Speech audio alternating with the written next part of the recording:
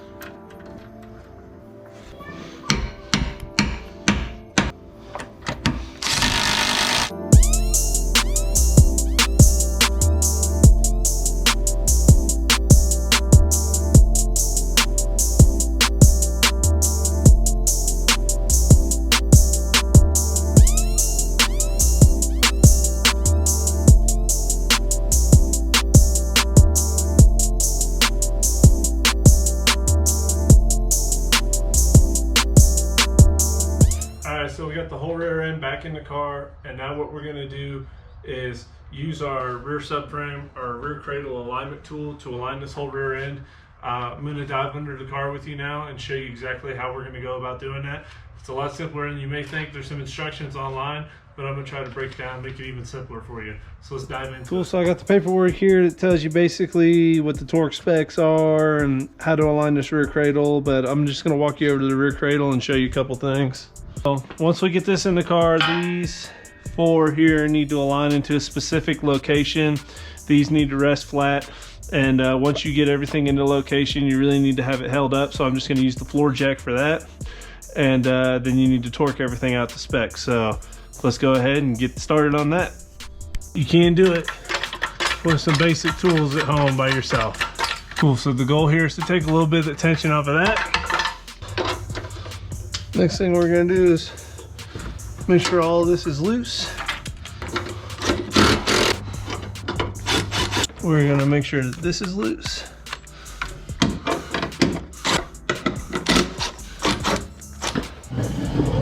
And once we're under here, hopefully you can see this. This is one location. This is the other location. I drew around these with markers so you can see them a little easier. Get move the whole cradle.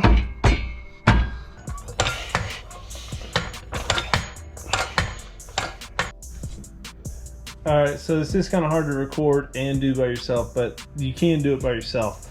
I have a transmission jack and a floor jack, and just point a couple of things out. These bolts here, they're all started. They're just a little loose. So I kept those loose. I kept these loose up here, and just so that I could move it around on this transmission jack. And what I did was, once I got the rear subframe aligned and those holes that I showed you, this right here is cut out so that you could get to that bolt right there and tighten it, is I lifted it up with the floor jack and held it into place. So this subframe from this point to this point on the body is unmovable on both sides, and that's how you make sure that you have the rear subframe alignment. And this right here is nice and flat up there, and that is the rear subframe alignment tool. in action by yourself. Just use a floor jack and a transmission jack there. Next thing we're gonna do is, now that we got that in, we're gonna go through here and rear suspension cross member attaching bolt torque. We'll tighten that down with everything in the car, and then once all that's tightened down, then we can just remove the rear subframe alignment tool, and this whole rear end will be aligned. Check your subframe alignment tool. Make sure all your location points are still good. What I want to do, it's up there all the way. I'm gonna buzz this out, apply Loctite. Use my little impact here to tighten it down. 125 Newton meters.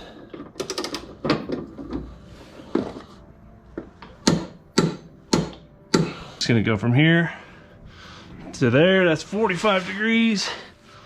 I might stop somewhere in the middle, about here, and then we'll make sure it's at a minimum.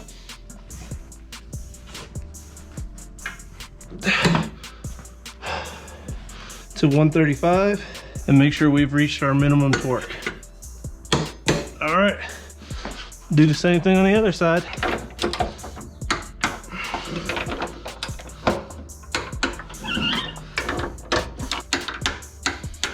All right, next. All right, for the final one, we will take these out one at a time.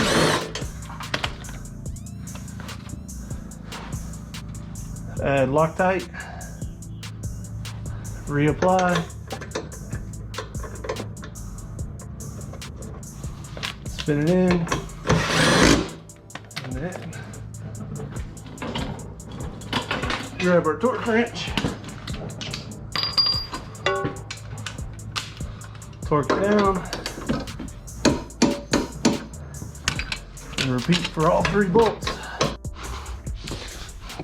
Now that we got all of that,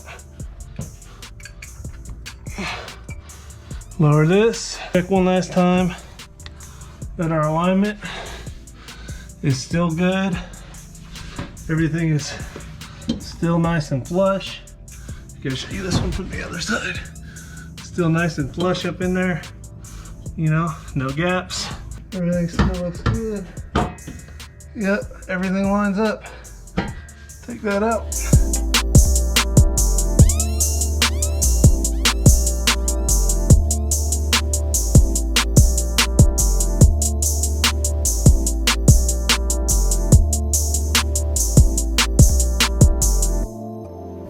So the next thing is add our spring. All right, so now we'll get this hairline attached to this bag and get it ready to go on the car.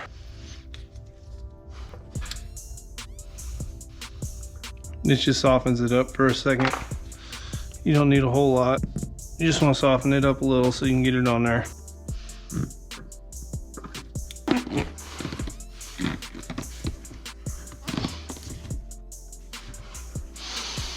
Now that one's ready to go on the car. First thing you're gonna wanna do, I just got these finger tight, is undo your end link. You're gonna wanna have the jack under this, and then just lower it down. Full droop. Get that routed through.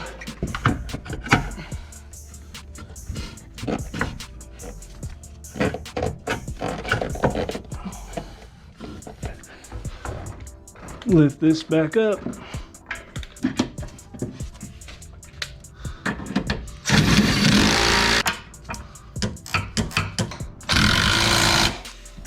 I ran my airlines here. I just kind of went up and over and came out to here. And then you just fold this up. A couple of taps will hold that in. And then I'll be able to just air that up from the rear of the car. Let's go ahead and air these bags up and put about 35 PSI in them. And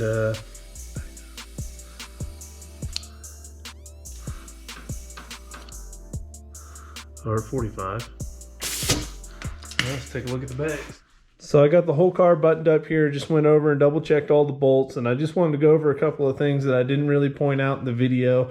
If you are doing this at home by yourself or with a buddy, these are just some things that you're going to want to have to look out for. So begin with removing the rear exhaust here, and then what I did after the rear exhaust is you take off an end link either at the top or the bottom. You'll have to do both sides, get a jack under here, support the pedestal here, remove your shock, lower the whole rear control arm, then you'll take your spring out. Don't forget you'll have to disconnect your wheel speed sensor either here or here. You got a diff mount tube up there. You got a brake line right there that you'll have to disconnect. I disconnected my emergency brake cable here. It was a pretty simple procedure. And then I put a whole transmission jack under here. I undid these 4 bolts here, and then the subframe bolts up there, and I lowered the whole thing down as one unit with the drive shaft, which you can do, it's no big deal. And brought the whole thing out with the control arms, brake calipers, rotors, axles, rear diff, everything attached to the subframe. And I didn't have any issues going that route. So like I said, I just went over, double checked everything. I actually just put the alignment tool back in to make sure that my alignment was still good after everything was done. All right, so now all that I have left is to put the exhaust on and put the wheels and tires back on. So let's go ahead and do that one right now. Done. All right, so it's back on the ground, it's warming up. About to just take it on a little test drive around the block and see how it does.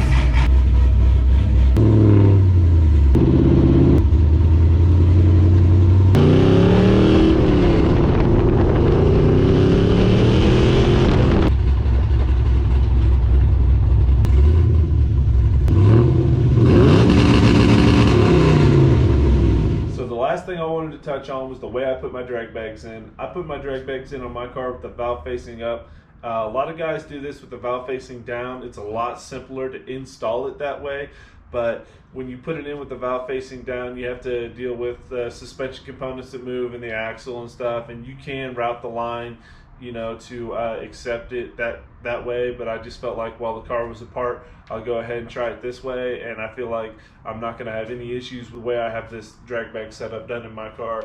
If you want to do it the other way when you go to do it in your car, go ahead. This is my way how to do it. This isn't the only way how to do it. So that is going to be a wrap for this video, guys. Thanks for tuning back in and checking out part 3 of 3 of our rear suspension build. This was an upgrade of all the stock components in the rear end, as well as doing that rear cradle alignment. So I hope this helps you guys out when you go to do your own projects and just give you some pointers on how I do things. So hit the bell so you know when I post the next video. I got a cool video coming up. I got a nice old motorcycle I'm going to do a walk around on. It's imported from Europe, and I think you guys might like that too.